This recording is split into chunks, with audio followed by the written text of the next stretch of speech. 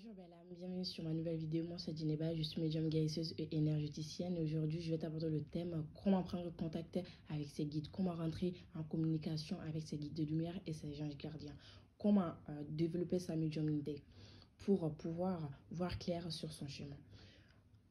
Alors premièrement, il faut savoir que vous ne pouvez pas développer votre médiumnité si vous n'avez pas confiance en vous. Parce que si vous n'avez pas confiance en vous, vous aurez du mal à entendre vos guides de lumière qui vous indiquent le chemin à prendre, qui vous indiquent la route à suivre. Puisque vous n'avez pas confiance en vous, vous aurez du mal à faire confiance à ce que vous ressentez. Vous fiez à vos ressentis, à votre intuition. Et donc, qu'est-ce qu'il faut faire pour prendre contact avec sa médiumnité, rentrer en contact avec ses guides? Premièrement, il faut commencer à méditer régulièrement. Parce qu'il faut savoir que la méditation est très très importante dans le domaine spirituel. Si vous voulez développer votre médiumnité, il faut commencer à calmer votre mental. Parce que si vous passez 90% de votre journée à penser, surtout aux pensées négatives, alors vous aurez du mal vraiment à canaliser les messages de vos guides de lumière. Et donc la méditation va vous permettre donc de mettre votre mental sur pause. Et une fois cela fait, vos guides peuvent rentrer en contact avec vous, en communication. Cela ne se fait pas de suite. Et il faut le faire régulièrement pendant des mois et des mois pour que cela puisse se développer progressivement.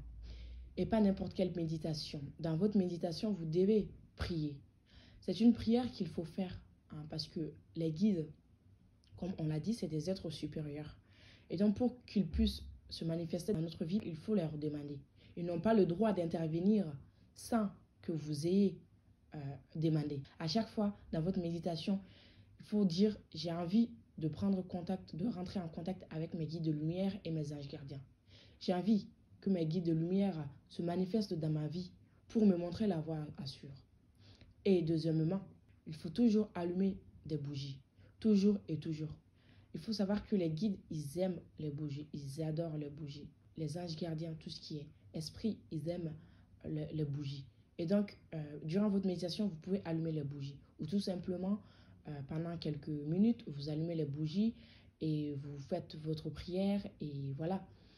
Et cela va faire que, en fait, vous êtes dans une disposition spirituelle. Vous êtes dans les conditions pour qu'ils puissent se manifester. Et donc, après avoir médité au quotidien, parce que puisque la méditation va faire que votre mental va s'endormir. Ainsi, il va se laisser émerger votre âme, une paix au fond de vous, à l'intérieur de vous, une paix que vous n'avez jamais ressentie auparavant. Et cette paix, c'est un espace sacré où votre âme peut s'exprimer et vous guider.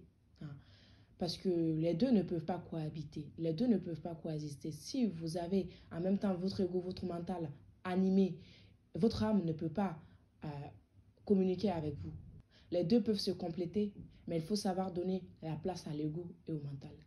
Et donc, vous fiez à vos émotions, vous fiez à vos ressentis, à votre intuition. Ne pas douter de ce que vous ressentez. Et donc, quand vous méditez petit à petit, vous allez commencer à avoir des messages. Parce que vous allez commencer, les filtres de l'illusion vont s'évaporer. Parce que quand on est dans l'ego, quand on est dans le mental, on ne voit pas la réalité telle qu'elle est. Et donc, une fois cela fait, persévérez dans votre parcours spirituel. Parce que si vous vous dites, je ne vois rien, je n'arrive pas à rentrer en communication avec mes guides, je n'arrive pas à développer ma médiumnité, alors cela suppose de l'impatience. Et les guides n'aiment pas ça. Il faut être patiente avec vous-même et avec eux. Aussi, il faut rééquilibrer ces chakras. Pour que vous puissiez communiquer avec l'invisible, vous devez faire des soins pour...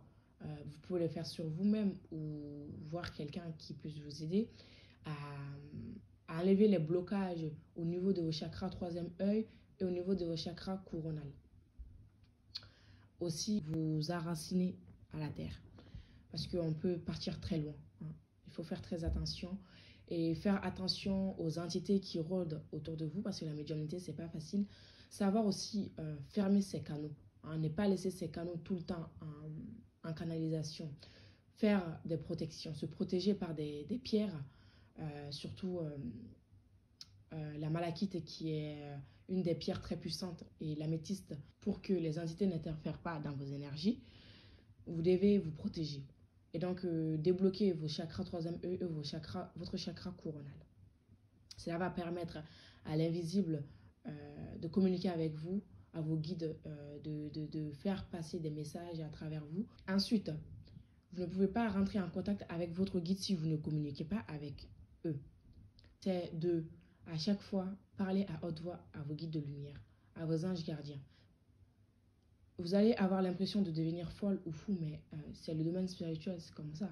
Vous devez communiquer à haute voix avec votre guide. Communiquer de ce qui vous préoccupe, de vos problèmes, ce qui ne va pas dans votre vie, les demandes que vous avez à faire, par exemple, si c'est le domaine financier personnel, le domaine matériel, le domaine professionnel, sentimental, vous leur confiez. Hein. C'est pour nouer un lien avec eux, c'est pour leur dire voilà, je suis prête à recevoir votre guide, je suis prête à communiquer avec vous. Je suis dans les bonnes conditions. Maintenant, je m'ouvre à vous. Et donc, je vous donne le droit de me répondre aussi, de me donner ma guidance. Et donc, votre guide de lumière, ils vont commencer à vous répondre avec des heures miroirs, voilà, à vous mettre une idée dans la tête. Hein, cela peut être voilà, une intuition, voilà, de quoi faire, de quel chemin prendre. Et donc, on récapitule les 3-4 manières de prendre contact avec ses guides, de rentrer en communication avec ses anges gardiens, avec sa médiumnité. C'est premièrement de se faire confiance et de faire confiance à ses ressentis. Parce que si vous ne vous faites pas confiance, vous ne pouvez pas recevoir de guidance. Et donc, faites-vous confiance à votre intuition pour que vos guides aussi puissent communiquer avec vous. Méditez au quotidien régulièrement. Méditez et faites des demandes. Demandez qu'ils puissent se manifester dans votre vie.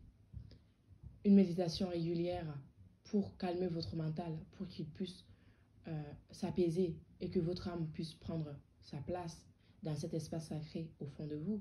Rééquilibrer, vous pouvez les faire sur vous ou demander de l'aide à quelqu'un, mais rééquilibrer surtout les 3 chakras les plus importants. Chakra 3e œil et chakra coronal et chakra racine pour rester ancré. Pour ne pas se perdre dans le monde invisible, parce que c'est très très dangereux, il faut faire attention avec la médiumnité. La dernière chose à faire, communiquer avec vos guides, parler à haute voix pour qu'ils puissent vous attendre, faire des demandes, faire attention aux signes qu'ils vous envoient, à vos ressentis.